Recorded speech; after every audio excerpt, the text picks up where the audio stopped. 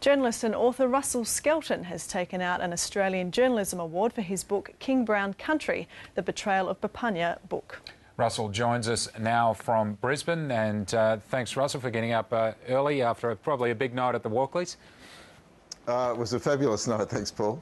And your award was one where the recipient was allowed to make a speech. I hope you remembered all of the important thank yous. Well, actually, it was a rather curious situation. I didn't think I had to give a speech, so it caught me a bit by surprise. But I think the most important thing about this book is to really thank all those people who contributed to it.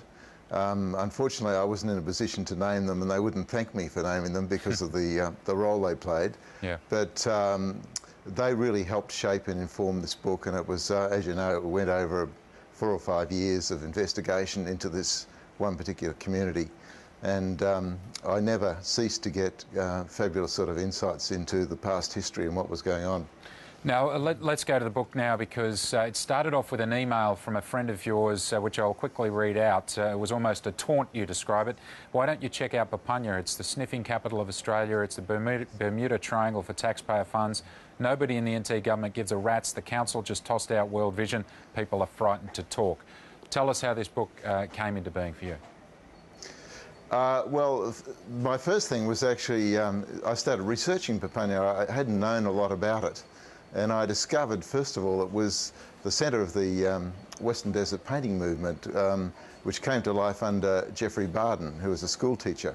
And as you know, Indigenous painting, dot painting, exploded in the 70s. Well, it really began in Papunya, and when I started reading about it, I expected to find a community which was pretty wealthy, prosperous and successful, but the more I read about it, the more I realised it wasn't anything like that. And the big question that came to my mind was, well, how did this happen?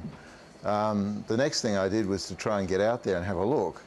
And this is in the days when journalists were required to have permits, and there was a long, tedious process of getting a permit to actually go and talk to people, and I found this incredibly curious. And it also helped shape the way I decided to carry out the investigation, which was, rather than be an anthropologist on the ground, live in the community, which was obviously impossible, I decided to treat it very much as a foreign correspondent might. And I just come back at that stage from Iraq, where I'd been in Kurdistan during the opening weeks of the war. So I thought, let's apply a sort of forensic test to what I find. And tell me about the response to the book, because it does name politicians, including outspoken Alison Anderson from the NT. I suspect that maybe you would have had some sort of difficult response. Well, I think the curious thing is, a lot of these communities are run by quite strong, quite powerful families, and Papunya was no different. And I tried very hard to interview Alison Anderson. It's the great regret of this book is that she was not prepared to talk to me about all of the issues of governance, all the issues of management of funds, and all other things that had taken place in the long history of Papunya. She is a very outspoken Indigenous woman who ran that community for many, many years before eventually getting into the Northern Territory Parliament and becoming a minister in the Labor government up there before defecting to the Country Liberal Party. But what I was really looking at in this book was, 50 years of Indigenous policy and what had gone wrong, why had the wheels fallen off the cart.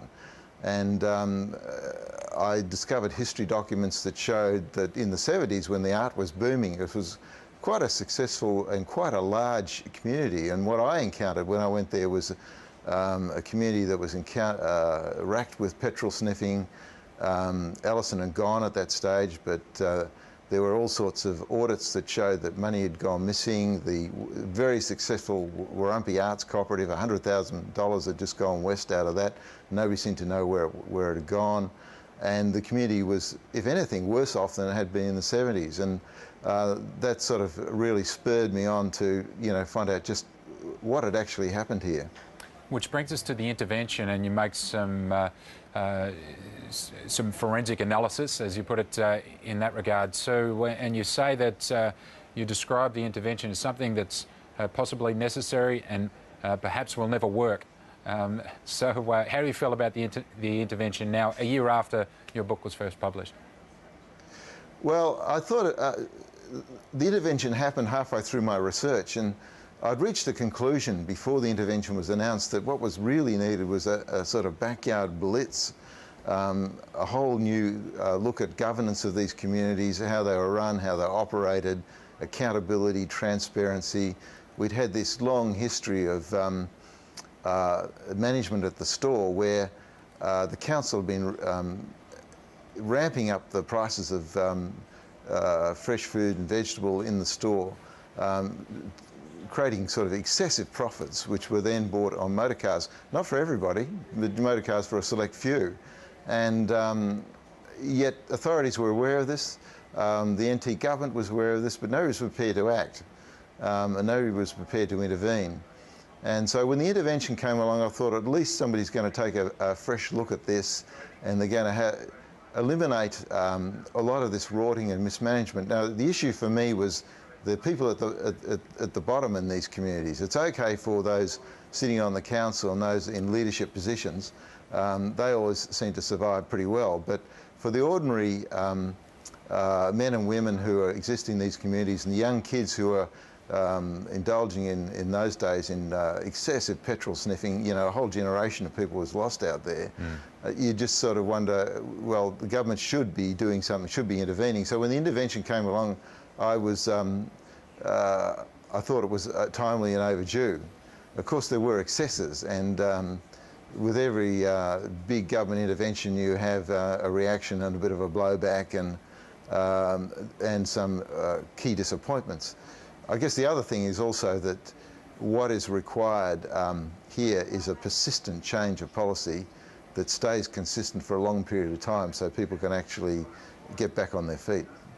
Well, congratulations on the book, Russell, and good luck with your continued work in reporting on Aboriginal disadvantage.